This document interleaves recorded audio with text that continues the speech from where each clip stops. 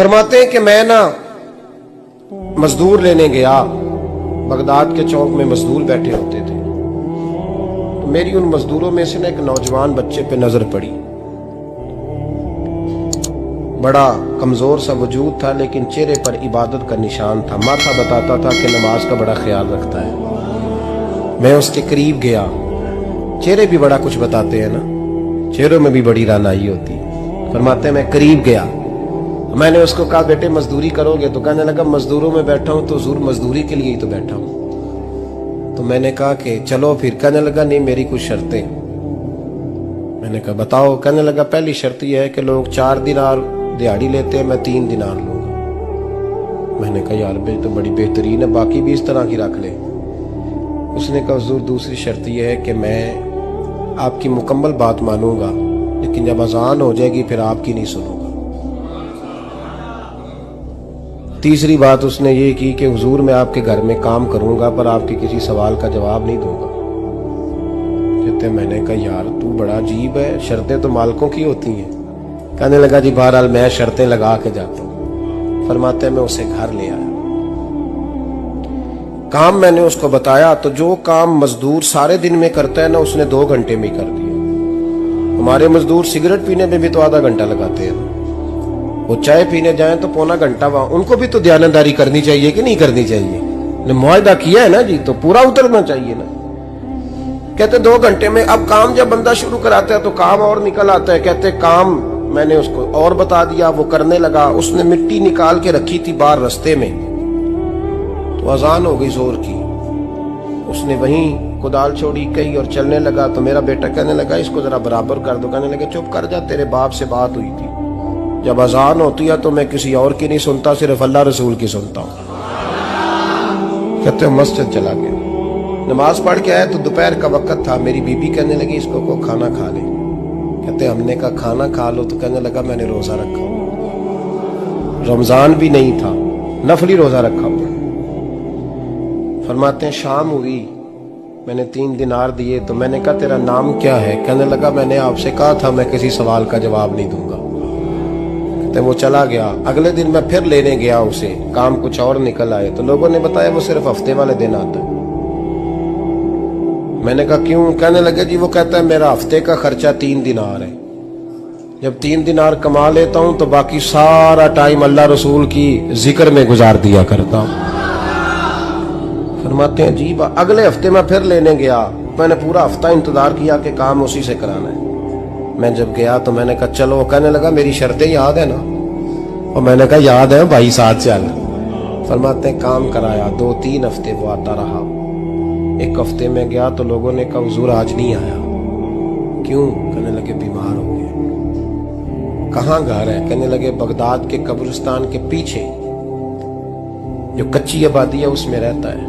फरमाते मैं गया, दरवाजे पे दस्तक दी तो कहने लगा हुजूर आप हैं? दरवाजा खोला है, आ जाइए। फरमाते हैं मैं अंदर गया तो मैंने कहा तुम्हें कैसे पता चला मैं आया हूं?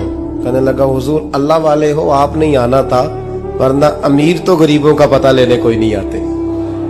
कहते मैं करीब गया तो कहने लगा मैं आपका इंतजार कर रहा था, तेज बुखार है, तप रहा। जेब से कुछ पैसे निकाले, कहने लगा ये पैसे रखने। एक अंगूठी निकाली,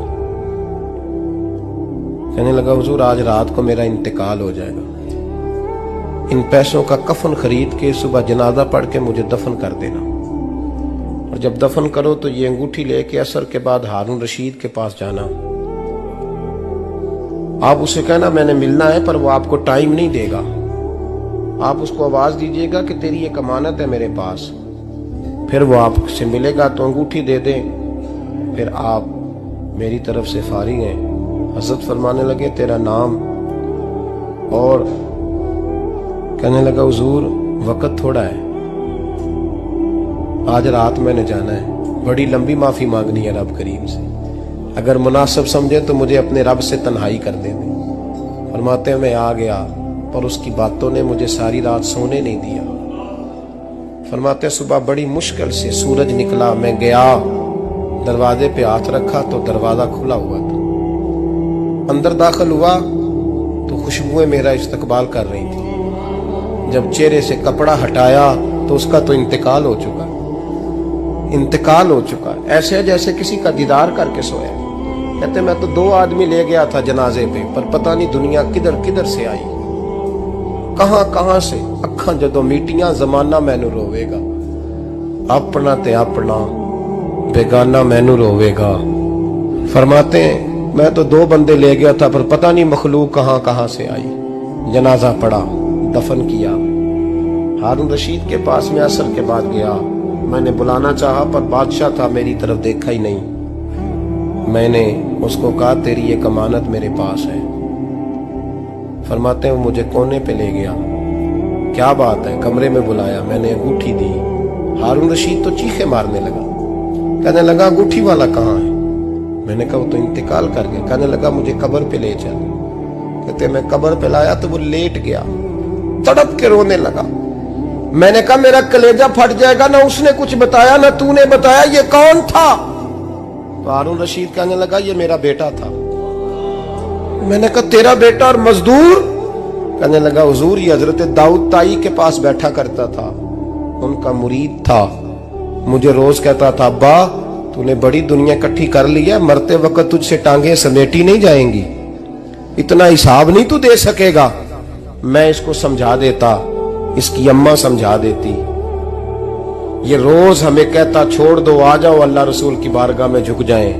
हम समझ। एक दिन ये चला गया, कहने लगा फिर तुम्हारा रास्ता और है और मेरा रास्ता और है। ये सोने की अंगूठी गलती से इसके पास रह गई, गलती से हीरे की अंगूठी चली गई। कहने लगा देखो मेरे बेटे ने आज वो भी वापस कर दी है। फिर तड़प के कहने लगा हारून रशीद था तो ये मेरा बेटा, पर मेरा मुर्शद निकला, मेरा पीर निकला। भाई जिंदगी तो बड़ी थोड़ी है ना। बाबा साहब ने कहा था उठ फरीदा सुत्या, और दाढ़ी आ गया ही पूर, अग्गा नेड़े आ गया, पिछा रह गया ही दूर। उठ फरीदा सुत्या खलकत वेखन जा, मते कोई मिल जाई बख्शिया ते तू ही बख्शिया जा। उठ फरीदा सुत्या झाड़ू दे मसीत, तू सुते रब जागदा तेरी डाडे नाल परीत। मेरा रब हमें भी अपनी बारगाह में कबूल फरमा।